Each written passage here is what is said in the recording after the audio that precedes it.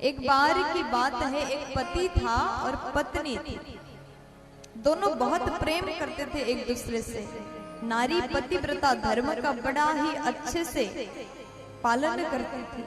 और एक दिन उसके पति बाहर से आए काम करके, दिन भर काम करके जैसे घर में आए थके हुए थे, पत्नी के गोद पर सिर रखा, सो गए, नींद लग गई।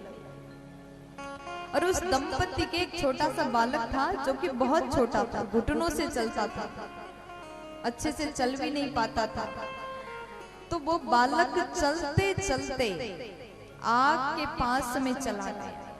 वही अग्नि कुंड था, आग जल रहा था। जैसे आग में पहुंच गया, पत्नी सोचती है कि अगर मैं उठ करके जाऊं तो ये पति का नींद खराब होगा। दिन भर काम करके आए, थके हुए, सो रहे गोद में, तो कैसे उठ के जाऊं? अगर उठ के नहीं जाऊं तो मेरा बालक जल जाएगा।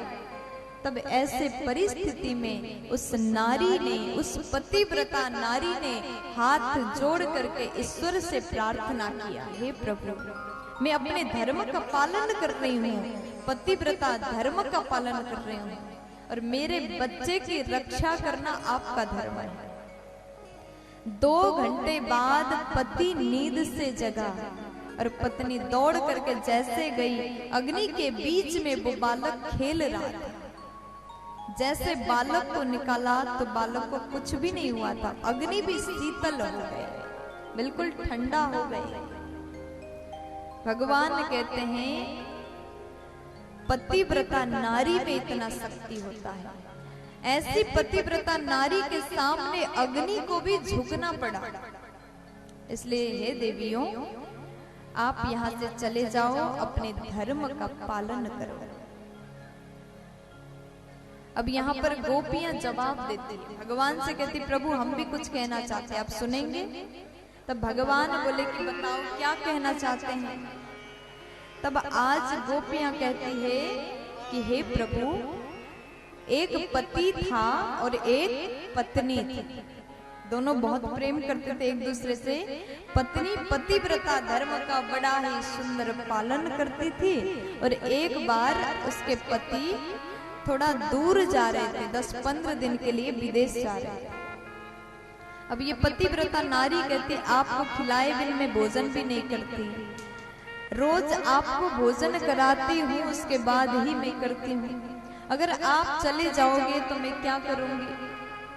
तब पति ने अपना एक तस्वीर दिया, फोटो दिया, इसको तुम अपने पति मान करके सेवा करो, पूजा करो, भोजन कराओ, फिर उसके बाद आप अपना काम करना, अपना भोजन करना। रोज ये पतिव्रता नारी ऐसा ही कर रही, तस्वीर वाले पति को ही अपना पति मान करके सेवा करती। और एक दिन तस्वीर वाले पति का सेवा कर रही थी, इतने में असली पति आए और दरवाजा बजाया। दरवाजा जैसे बजाया तो हुआ क्या? ये पत्नी सोचती, अगर मैं जाकर के दरवाजा खोल दूं तो ये तस्वीर वाले पति का सेवा टूट जाएगा, मेरा पतिव्रता धर्म भंग हो जाएगा। अगर नहीं जाऊं तो असली पति बाहर खड़े हैं, दरवाजे पर खड़े हैं।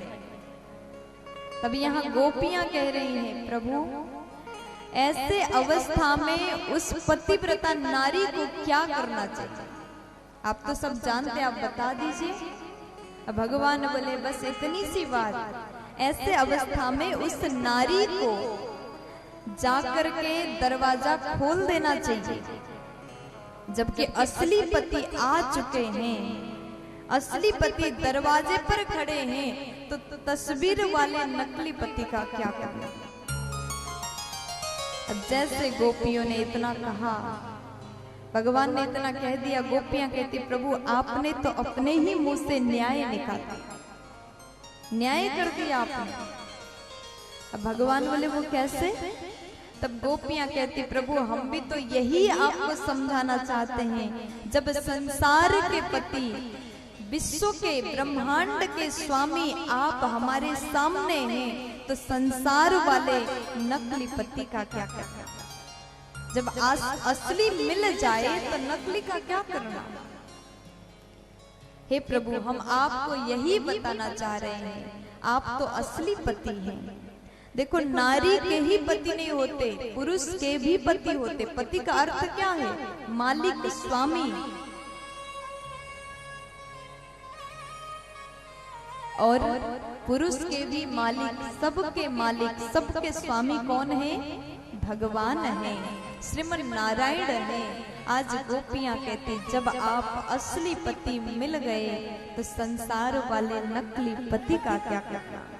जो संसार के लोग होते हैं, संसारिक पति होते, वो तो पंच भौतिक एक शरीर है। जिस प्रकार से एक खिलौने में आप बाजार से खिलौना खरीद के ले आओ और उसके भीतर अगर बैटरी है तो वो चलेगा, उसके भीतर अगर बैटरी है तो बोलेगा भी। और जैसे अंदर से बैटरी को निकाल दिया जाए, वो बिल्कुल एक जगह पड़ा रहेगा, न बोलेगा न चलेगा, कुछ नहीं करेगा। उसी प्रकार परमात्मा के बनाए हुए हम सब एक खिलौने हैं और हमारे भीतर श्वास रूपी बैटरी भगवान ने भर दिया।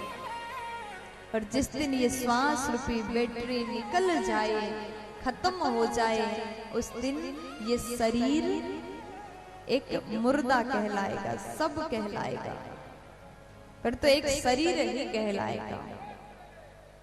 इसलिए संसार के तो सब मनुष्य नकली है, असली केवल परमात्मा है।